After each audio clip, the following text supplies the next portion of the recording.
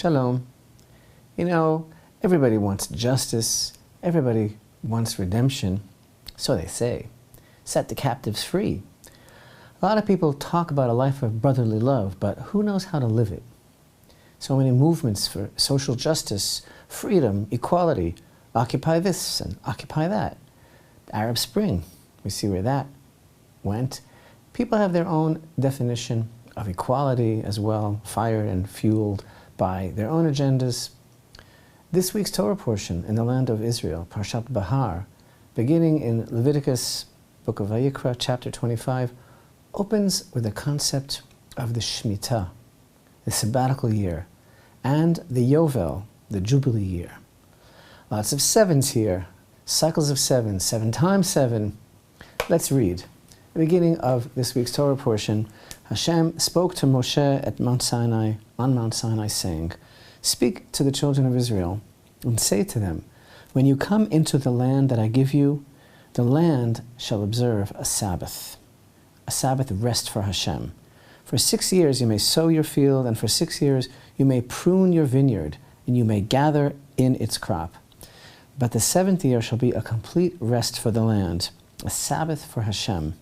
Your field you shall not sow, and your vineyard you shall not prune. The aftergrowth of your harvest you shall not reap, and the grapes you had set aside for yourself you shall not pick. It shall be a year of rest for the land. The Sabbath produce of the land shall be yours to eat, for you, for your slave, for your maidservant, and for your laborer, and for your resident who dwell with you. And for your animal and for the beast that is in your land shall all its crop be to eat.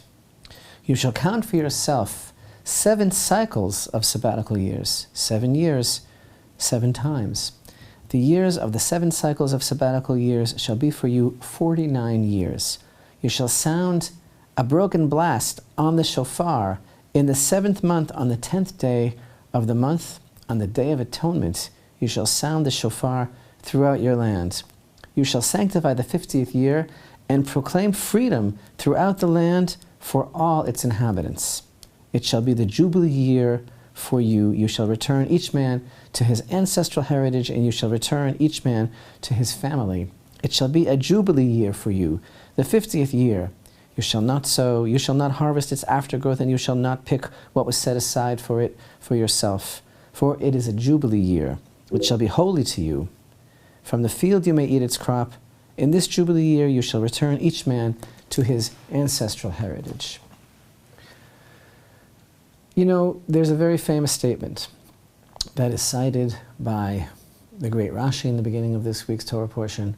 What is the connection between the Shemittah, the sabbatical year, and Mount Sinai? Because the verse goes out of its way to tell us that Hashem spoke to Moses on Mount Sinai, saying, "Speak to the children of Israel and say to them the laws of the sabbatical year." But after all, the entire Torah was given at Mount Sinai. And so the contemporary wisdom is that the idea expresses to us that just as there are so many details regarding how to properly observe the sabbatical year, so also all of the details and all of the specificities of the observance of all the commandments were given over to Moses in their entirety at Mount Sinai. But actually, there's a deeper connection between the concept of Shmittah, the sabbatical year, and Mount Sinai. And there are some deep secrets here as well.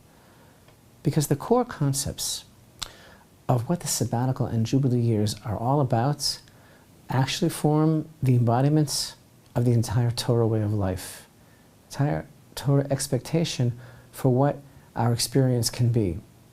And first, some background.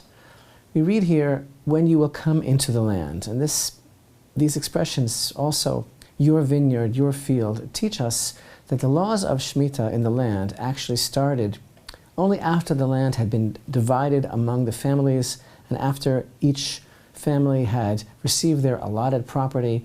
So when the children of Israel came into the land, there were 7 years of conquest, followed by 7 years of dividing up the land properly. So the first Shmita cycle in the land of Israel actually began in the 15th year, and the 21st year was the first Shmita year. And what does it mean, the land shall observe a Sabbath rest for God? You know, the weekly Shabbat is the Sabbath that is actually a commemoration of creation, the seventh day. It's the Sabbath of the earth. And it's about acknowledging that Hashem created the world. In the same way that the Sabbath is the Sabbath of the earth, in the same way on a macro level, the seventh year is a Sabbath in relation to the land of Israel. Now, what is the weekly Shabbat? It's an acknowledgement that God is the creator and master of the world. The seventh year, the sabbatical year, is an intimate acknowledgement of God as owner and master of the land. Now, one might think, we already know that God is the creator. Why then do we need special dynamics within the framework of time to remind us that He's also the owner and master? Because that knowledge, it's not knowledge, it's realization, changes your life.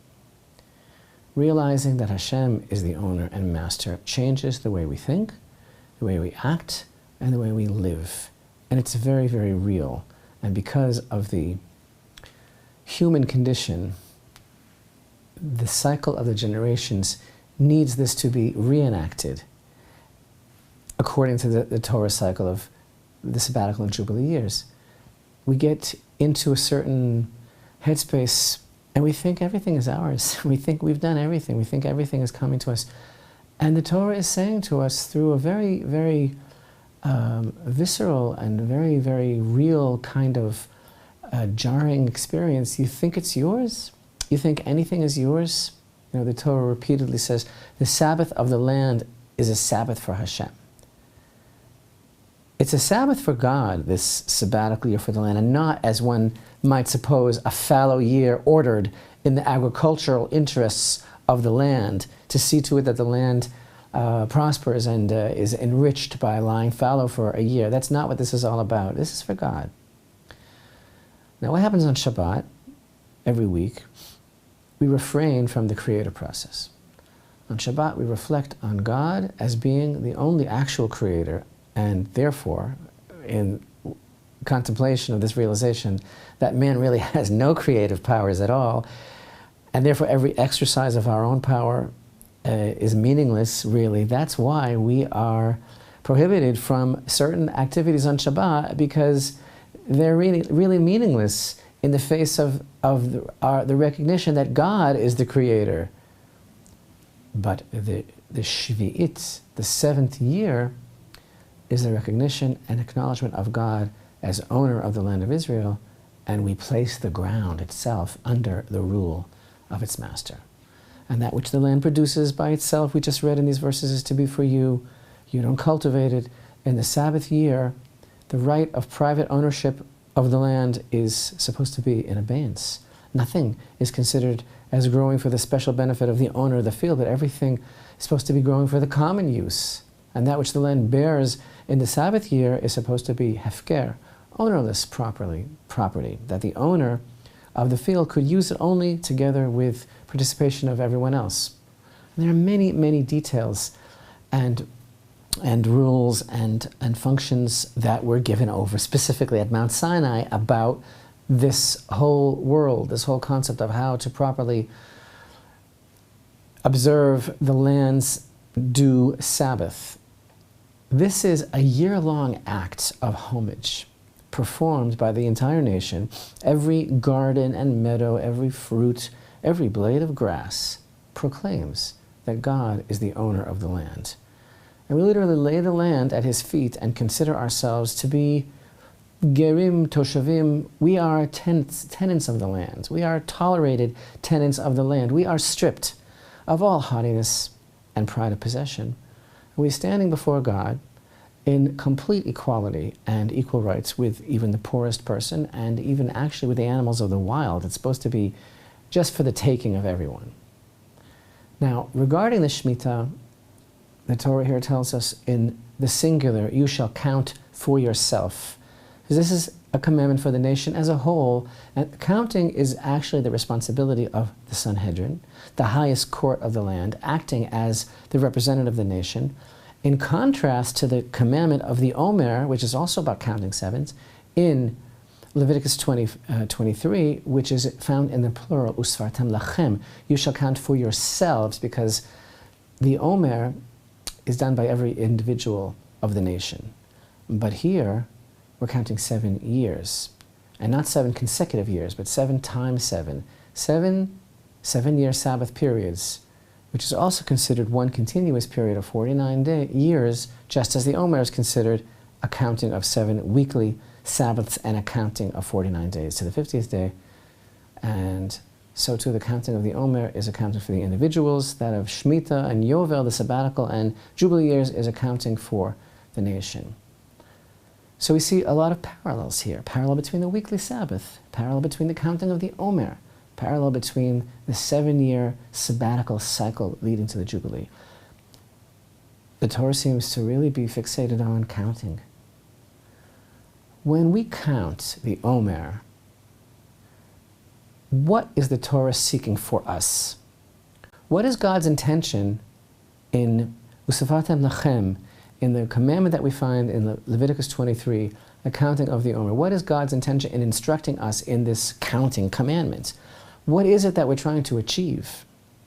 The counting of the Omer seeks, by the 7 times repeated sabbatical acknowledgement of God as creator and master of the world, to work us up into a 7-fold kind of preparation for moral freedom that will make us fit and worthy to receive the Torah at Mount Sinai on Shavuot.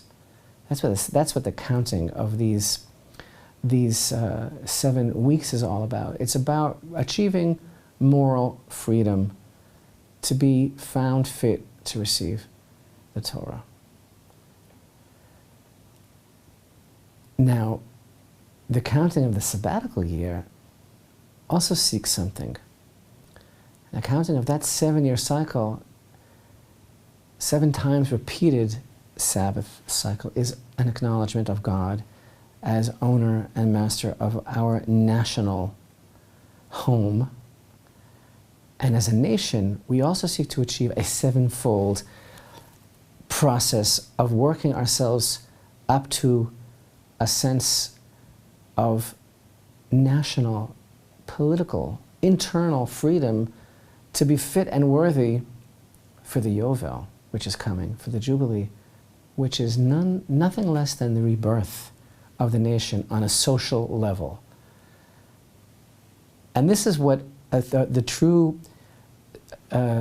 movement for social equality is all about.